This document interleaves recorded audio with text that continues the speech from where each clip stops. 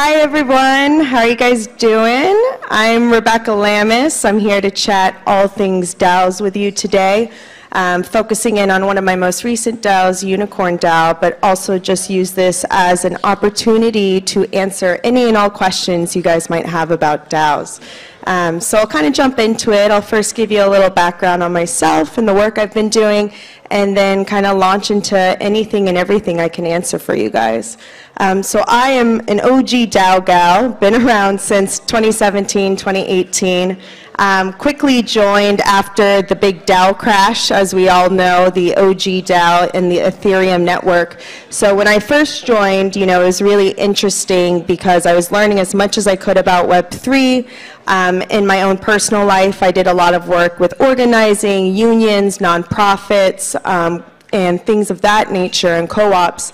And when I started learning about DAOs, I thought it was really fascinating on how it's a potentially more efficient model for the collective to organize in ways that we don't see in traditional corporate America today. So it was an interesting time to join because, as we know, after the big DAO crash, DAOs were kind of not spoken about. Nobody wanted to touch a DAO after 2016. It was a really scary time. So I did as much research and as much learning as I could about the different governance models, organizing models, and it brought me into 2019, 2020 when I was able to go full-time into the Web3 space, just acting as a core contributor, a marketer, a organizer for various DAOs across the network. And come 2021, my most recent DAO that I've helped launch was with my co-founder Nadia, who is the founder of Pussy Riot. We launched UnicornDAO, and so when I first met her back in I think it was NFT NYC in November of last year, she was looking for someone who had more of the organizational and operational experience of launching DAOs. And we were talking a lot about, there is a clear gap currently in the Web3 community for supporting women, non-binary, and LGBTQ plus creators. I'm not sure how many of you are in the NFT space, but a really interesting statistic that came out in 2021 was that only 5% of all NFTs sold were actually created by women. So it's very, very clear that over the last decade there has been a substantial gap in giving this community and giving these opportunities in an equitable way to all people, really. And so, when Nadia and I started working together, we were thinking about, how can we take the ethos of Pussy Riot, can we take this ethos of giving more opportunities and sustainable opportunities to allow communities to build their generational wealth, have equal opportunities, receive financial sustainability in a way that, isn't currently being offered equitably to everyone. And so that brought us into 2022 with the launch of UnicornDAO. And so UnicornDAO at its core is starting as a queer creative network that supports specifically women, non-binary, and LGBTQ plus creators by giving them financial support, resources, and just sustainable impacts in this space. Something that we'll say till the day we die is that, women and queer creators, they don't need, per se, empowerment. We hear that word a lot thrown around in this space, like, let's empower women, let's empower queer creators. But it's not that we need empowerment, it's that we need finances, we need resources, and we need sustainable support. And so that's really kind of something we've been driving since day one of getting this up and running. And what's been really, really exciting is I think the launch of UnicornDAO is coming at a point when it's really needed the most. And so we've been lucky enough to go to leaders in this space across the ecosystem, whether it's Gary Vee, whether it's the Vayner Fund, whether it's Aaron Wright and Tribute Labs, all the way to Sia and Grimes, a lot of these really, really strong leaders and personas in this space have been really excited to join the DAO and just back it because it's so clear to us and clear to them that we need more opportunities immediately for every creator in this space. With love, it can't keep being just white tech crypto bros. We got to make sure we're providing new opportunities. So what UnicornDAO now has been able to do since we launched in March is really bring together some of the greatest leaders in this space to collectively decide to support our kind of ethos and our creators in a way that we're not traditionally seeing right now. And so what does that practically look like? So in the last 2 months, we've raised over $5-6 million from our network and our community, and we're using those funds to directly support both investing, fundraising, and financially putting funding into women, non-binary, and LGBTQ+ creators. So that looks like purchasing thousands of NFTs for women artists who have been deeply both underrepresented and undervalued in that space. It looks like investing in Web3 organizations that are founded by women creators. It looks like creating educational programming that helps kind of bridge that gap for communities in the Web2 ecosystem to join Web3.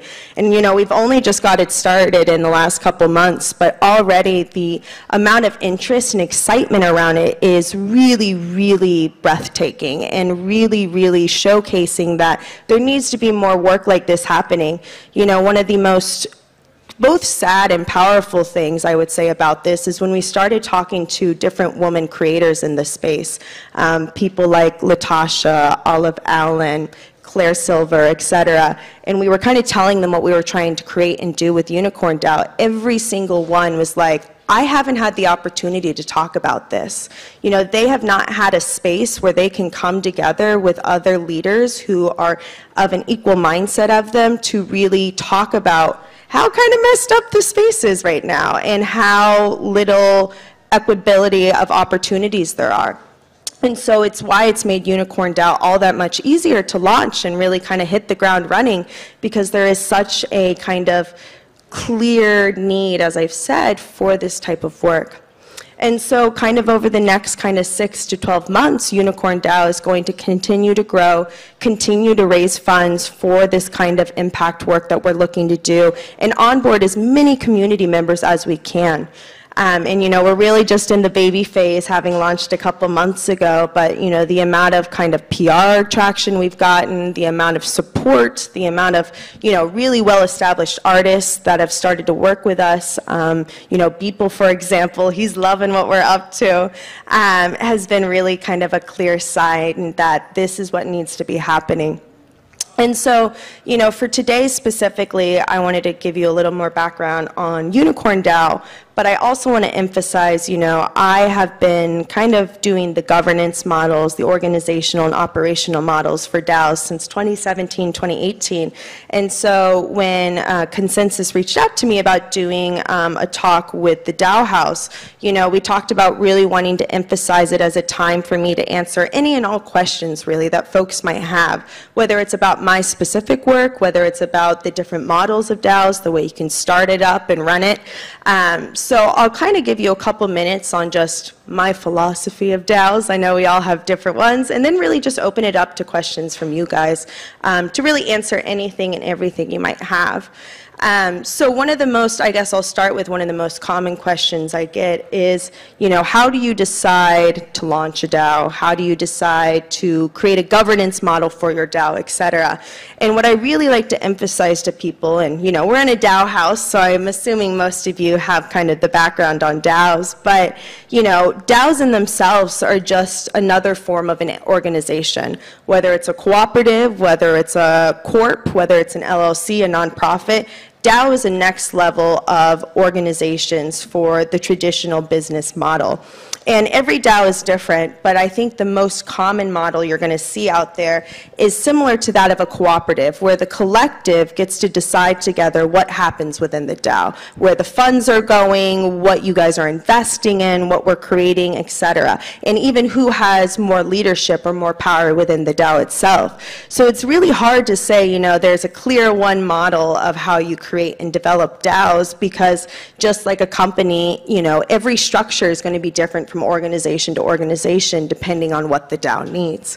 So with that, you know, I really like to emphasize for people who are starting to think about creating a DAO and get a DAO running is you should first and foremost really just make sure you find some core contributors before you try to launch this. And what I mean by core contributors is it's people within your community who share the same passion as you, share the same long-term goals, and also feel that, maybe there's a way that we can collectively organize as a community together via a DAO to make something really impactful.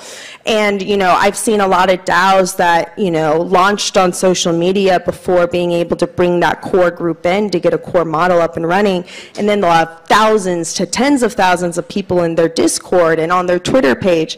But what you see happen is then it's really difficult to organize when you have this mass influx of people without a traditional, not a traditional, but an organizational structure yet created. So first and foremost, before starting a DAO, I really emphasize find those core people for you that'll help you launch that DAO. And also really find advisors, find other teachers, creators, leaders in this space who have also created something similar that you want to do. I think it's really lovely that the DAO space specifically is so open to questions. You can ask almost any leader in this space a question, and they'll probably happy to help you and give you an answer. So, finding that community first and having just a base structure that will naturally change as the DAO evolves, but having that base structure before you launch your DAO will do worlds. So that's kind of, I would say, my very kind of 2-minute brief philosophy on how to get a DAO up and running. But before I kind of dive into other DAO aspects, I do want to take a moment to really see, are there questions that anyone here might have in any aspect of the DAO space? And if so, we have a microphone right there, so they ask you guys to just ask in there so that everyone can hear it and it get recorded. But yeah, anybody have some questions right now? If not, I'm happy to keep chatting. Yeah. Here, you want to come up to the mic? Yeah. Have very philosophical or and a general question is what do you think about a trade-off between individualism and communism? Basically, some people in the DAO will kind of claim to lose them their own uniqueness, and they all collaborate. How do you maintain the incentive and solve these kind of problems? Totally.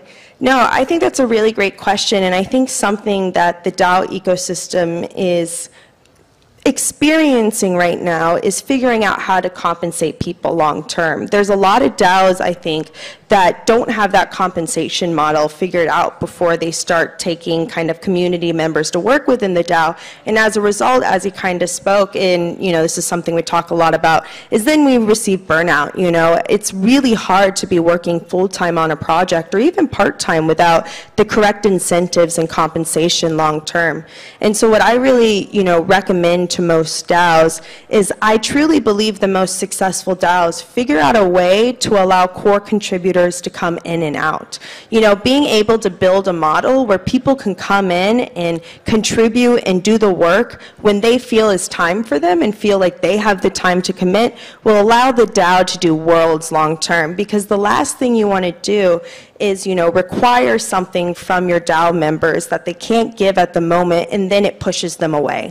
And that breaks my heart that a lot of people leave DAOs because they don't feel like there's a place for them in the moment. They don't feel like they can give the DAO what they need. So finding a way to really allow your DAO contributors to come in and out is really key in this capacity. And I think, one of the most common ways we see this within DAOs successfully is then creating sub-DAOs, subcommittees, et cetera, within your organization. So really kind of launching different communities of focus within the broader spectrum of the DAO that can allow them to work on these specific goals. And I think being able to do that will really allow your contributors to come to specific committees, specific action items as they feel it's necessary. And, I definitely also really encourage any DAO, that is relying on the work of their community without compensation to really rethink that model. Because unfortunately, it's just not sustainable long term. So there's a lot of opportunities where you can build a governance model where then you elect governance members for 3 months, 6 months, a year, and compensate them. So you as a community are like, okay, let's create salaried equivalent positions for these very key specific roles we need for 3 months, 6 months, what have you it may be, and then they can get reelected, et cetera. And so I think there's a lot of different models like that that we're seeing start to pop up. but you really got to make sure you figure out what works best for your organization, or as he kind of said, contributors will leave the DAO and they will face burnout, they will face not having an interest in the organization anymore, but you always want to make sure your DAO is a place that these community members can come back when they're ready. Any other questions people might have right now? Yeah.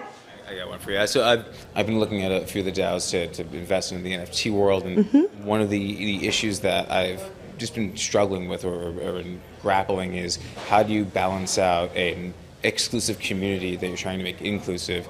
So by definition, you're blocking those out that you're trying to work with. The one example that I have is Link's DAO. So I was talking to them earlier today. The concept of golf course is great, sports, recreation. It's a lot easier, but you still have a membership aspect to it. Yep. How do you handle that, and what you're trying to do within the community that you're working with? Definitely. So, to give some context for people, one of the most common DAO models we're seeing today now are membership models. And the reasoning being is for kind of two key reasons. One, unfortunately, if you want to register a DAO officially within the US, like as a DAO LLC, it basically requires you to only have a max of 99 members to basically bypass any security regulations associated to tokens or collective fundraising that you may do as the organization. So what you're seeing now as kind of an in-between for these DAOs is that there are a lot of DAOs that have really large, big missions, but they have to start with selective members to kind of bypass that security regulation. Now, what that doesn't mean, though, is it doesn't mean you can't offer opportunities for other community members to join the DAO in a more unofficial way. So they may not be a DAO member officially, as in like holding a seat and holding equity, but you can still build a model in which these members have a collective kind of opportunity within the organization to be involved. And then in addition to that, though, I think right now, as he was saying, is there's a lot of DAOs that are trying to be for everyone, but then end up, unfortunately, being kind of for the few because of this membership model. And I think when you go into launching a DAO, you have to kind of collectively decide by your community, what is the end goal of this organization? Are you trying to be a small community of 100 people that are going to directly work on XYZ and make it happen? If the case is yes, then maybe you don't need a launch to the public. Maybe you don't need to make it an organization for everyone. Rather, you figure out activations and events and specific things that the DAO can do that allows the collective community to come in and be involved. But for the DAO structure itself, potentially it doesn't need to be open for everyone. Just like corporations, just like nonprofits, just like co-ops, you have to decide for the long-term vision of your DAO, how many people do you realistically need to make it work from the day to day? And I think we're going to see lots of DAOs that have tens of thousands of people as we grow. I see a DAO model in which it takes over unions. It's a very, very similar collective decision making. But then I also see DAOs where it is for the small group of community members that want to invest collectively, or they want to tackle one specific small problem as the collective few. And so that's not necessarily a very straightforward answer, I would say, to his question, but it's really because I think it's less about, how you make sure your DAO is for everyone, and it's more about figuring out as a DAO and as your community, what is the purpose of your DAO and what are the long-term goals of your DAO, and then how are you going to make it accessible long-term to allow larger community members to come in and be involved, whether that's from an educational onboarding perspective or being a physical DAO member. So that would be my simple-ish answer to that question. I like it. Awesome, awesome, thank you. Anybody have any other questions that I can answer right now?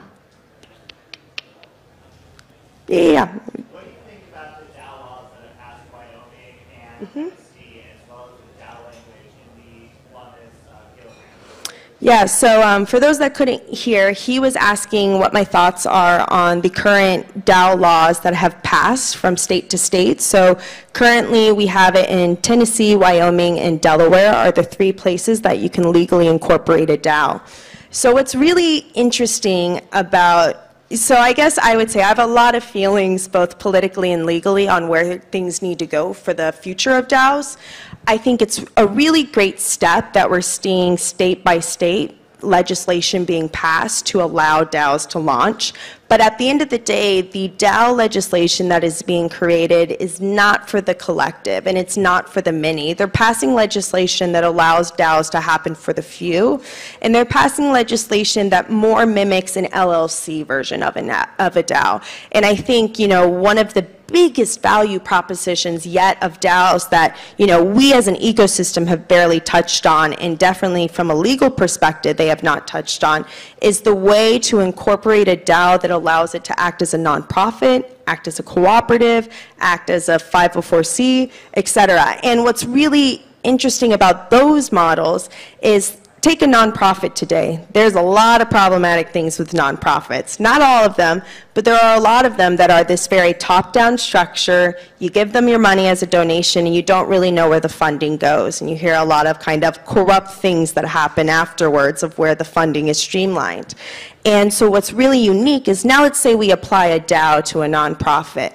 So you as an individual give your donation as a member. Now, because it's on blockchain and it's decentralized, where that funding goes within the organization is always going to live on chain. So organizations that are able to get away with money laundering or, spending millions to billions of dollars on just not necessary things for nonprofits, unions, co-ops, that is immediately eliminated. In addition to this model, now when you donate money, ideally what would happen is then you get a token in return that allows you to vote on what the nonprofit does, or what the co-op does, or what the union does.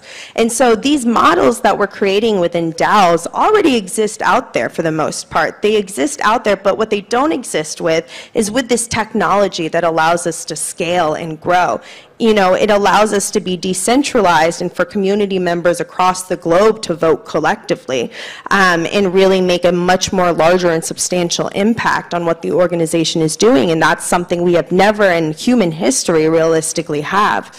So I guess for me, as these legislation continues to be passed on a state-by-state basis, I think it's a great first step in the sense that it is legislation that's being passed and it's making more accessible.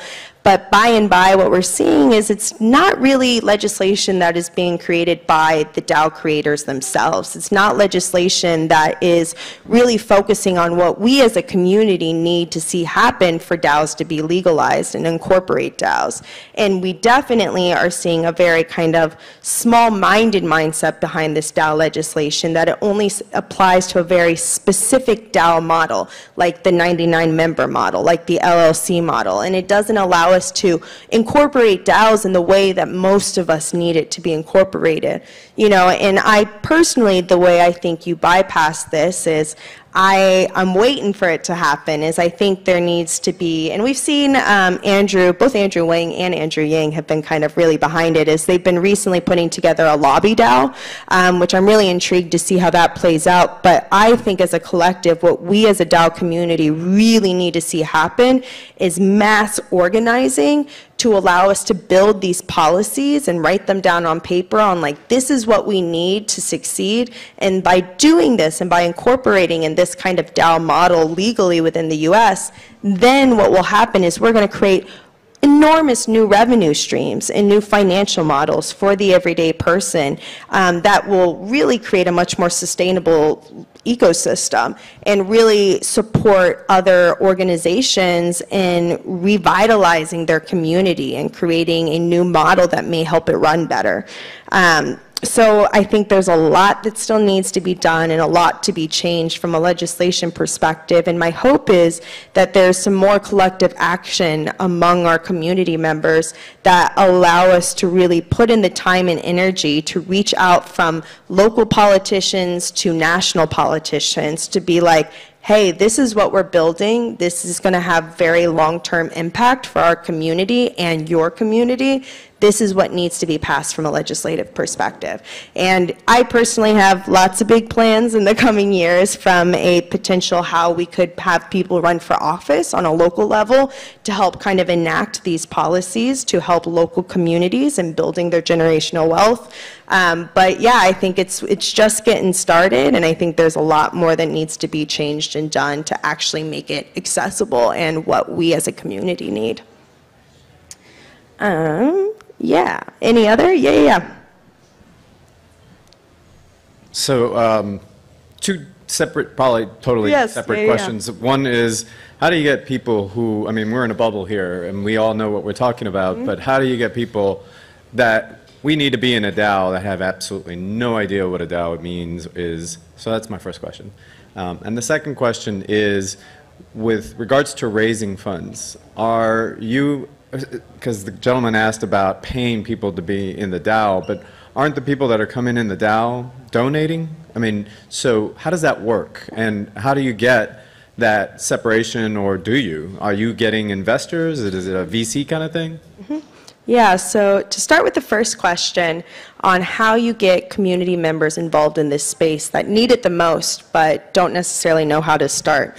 So first and foremost, I'm going to say this till the day I die, I think one of the biggest failures of this space is that since, crypto in general launched back in 2012, there has not been enough effort from the leaders of this space to actually make it accessible and actually give out educational opportunities and put time and energy and effort into bringing in the 99% truly. I think most of us know this, but DAOs in themselves have the ability to kind of revolutionize corporate America. Today we are in the top-down structure, but DAOs are about collective action. And it really makes me sad to see that we're 10 years later, and it's not that the leaders in this space don't want new people to join, they're just not putting their time or energy or effort into that. So I think first and foremost, any DAO that is trying to solve this issue and bring in communities that need it most, you have to bring educational programming. You have to start working on a local basis. It's about going from city to city locally and working with those local city leaders to be like, this is what this organization can do for your communities. Here's the programming and my recommendations from an educational perspective to make it happen. I think we as a collective, and there's a lot of organizations that have started to do it in the last couple years, but we as a collective really need to put more time and energy into being able to onboard the people that really need this the most. I truly believe that. And I think, unfortunately, there has been immense corporate America propaganda against all things Web3. They're very scared of crypto and Web3 and everything it offers. So right now, the public persona is really scared. They're really quite scared of this community. And it's really interesting how a 10-minute conversation with a person can change their mind on everything. They have heard one very specific narrative. So it's really about breaking through those barriers to entry right now by just being able to talk to a person and give them those educational materials and resources to get started. If you Google what is Web3, what is crypto, where do I start, you just get a mass influx of information that it's really quite difficult to sift through and decide, how do I start, where do I start. So my biggest hope over the next 5 years is that we as a collective community put a lot more time and energy into figuring that out. And I think we're very lucky that NFTs I have a lot of feelings on NFTs, but I think something great that has come from NFTs is it's allowed the everyday person to enter this space in a way that it wasn't accessible before. And so with that, we're seeing a lot more conversations on how it is not, right now the Web3 community is not for the BIPOC community, it's not for the LGBTQ+ community, it's not for women, it is primarily for cis, straight, white men, and that's not necessarily being done purposefully by most people, but we have to put some collective action into making it more accessible for the everyday person. And then the second question he asked was focusing more in on, from a contributor perspective, how do you raise funds for your DAO? And I think what's really unique right now is there is no right way to raise funds. One of the most common ways we see today are party bids, and I love the party bid DAO model in the sense of like Constitution DAO did this.